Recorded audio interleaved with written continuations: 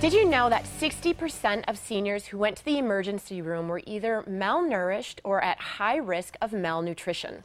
That's an alarming issue, and joining us today to talk about the seriousness of malnutrition and malnourishment is Dr. Michael Kadansky. Good morning. And can you tell us, why is it so important to know about malnutrition? Well, I think it's very important that our patients stay healthy. And in general, when patients are malnourished or aren't eating well, illness often follows close behind. And I mean, I just said 60%. That's very, very high. So where is the disconnect? Why are there so many seniors that are coming to the emergency room that are malnourished and malnutritioned? Well, I think there are a few main causes of malnutrition. I mean, it can be as simple as not getting enough calories in a day and therefore not getting the right vitamins, minerals, and nutrients. When you really look at seniors in general, there are a few main issues that can lead to malnutrition. A big one is just overall dental hygiene and dental care. And if seniors really are having problems eating their food or chewing their food, that can certainly lead to malnutrition. Another big area is if seniors are depressed. At some point, if there's a major illness or a loss in the family, what can happen from there is they just lose their appetite and don't eat as much. And from there, it just snowballs. And can we get back to maybe like the simple issue? What does malnutrition mean, or malnourished? Yeah, I mean, it really just means not getting enough calories in a day and not getting the right vitamins, minerals, and nutrients. So what happens is by not eating well, basic processes in the body can break down, and eventually health issues follow close behind. What are some of the symptoms that we should be aware of in our parents or our grandparents and really watch for? It can be as simple as just a 10-pound or more unexpected weight loss. Okay. There can be fatigue or loss of energy, loss of pleasure. And it can kind of go from there to where you can start seeing more major signs such as thinning of hair, easy bruising, and health issues that start to follow from that. And that's why when you see patients that present to the emergency room, there's usually some sort of illness or something that's happening that gets them to show up in the first place. And what are ways that we can help our loved ones? Well, I think it's just recognizing that the problem exists, really spending the time looking at what people are eating and making sure they're eating enough, that they're getting the right balance of nutrients. And I think most important beyond that is taking a next step if you're noticing that someone's not eating well or starting to lose weight, to ask why and to take that next step. I think an important piece is in the primary care community, having physicians actually recognize that it's a problem and patients or families bringing it up with their primary care physician.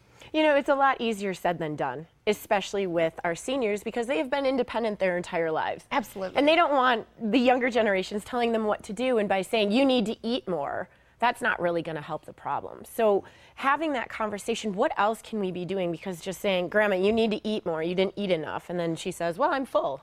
Right.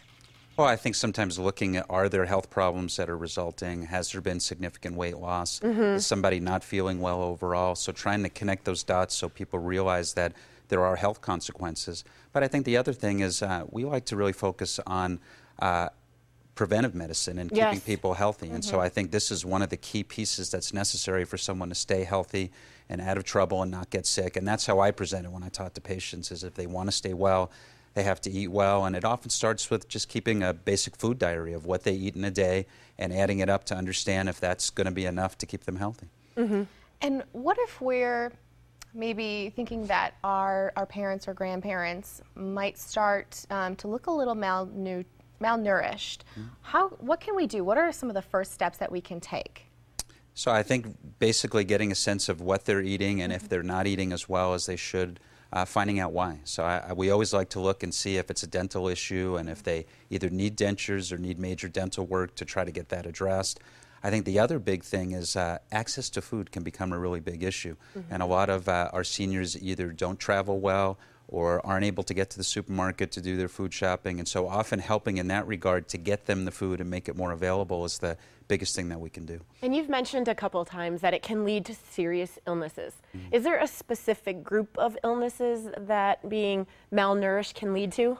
Well, I think it can certainly lead to the risk for infection over time, but even over time it can lead to heart and lung issues and other major issues in the body as the body starts to break down when you don't eat well. And how much time do we have? I mean, what's that time frame of when we're suspicious, but don't know for sure, and when it starts to lead to serious issues, you know, that could deal with your heart or your lungs? I think it can take months to years to develop, and so at the same time, recognizing early is key, but intervening and getting in there and helping people to eat better, it has a long-term benefit and effect that begins over weeks and can continue for the long term.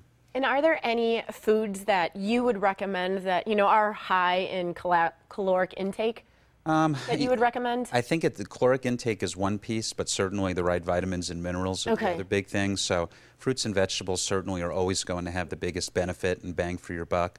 And I think it then becomes a question of if someone isn't able to eat as much or isn't getting enough calories, finding more calorie-dense food or even nutritional supplements like Ensure or ones that can actually add calories. Do you recommend those? I often do. You do? Okay. The Ensures, and what's the other one? Well, there's Ensure, there's Glucerna if somebody's diabetic, so there's not a high sugar load, but there's just a bunch of different shakes and ways to add calories if you need to. Well, doctor, thank you very much for joining us this morning and all of your wonderful tips for keeping us safe. Yeah, and the other thing I wanted to mention while I'm here and make a quick plug, a lot of times patients don't have access to food because they can't afford it. They may live on fixed income, and I think using the resources that are available here in Pima County is really important, whether it be the community food bank, Meals on Wheels, and other options that are available. So if the big issue is getting access to food and that's the solution to the problem, it's one that certainly there are solutions here in the community. Wonderful. Thank you so much again. Welcome. Thanks for having me. CareMore has scheduled their open enrollment to start October the 15th, and it runs through December 7th. You can visit caremore.com or you can call 877-211-6614 to learn more. Again, that's caremore.com and 877-211-6614.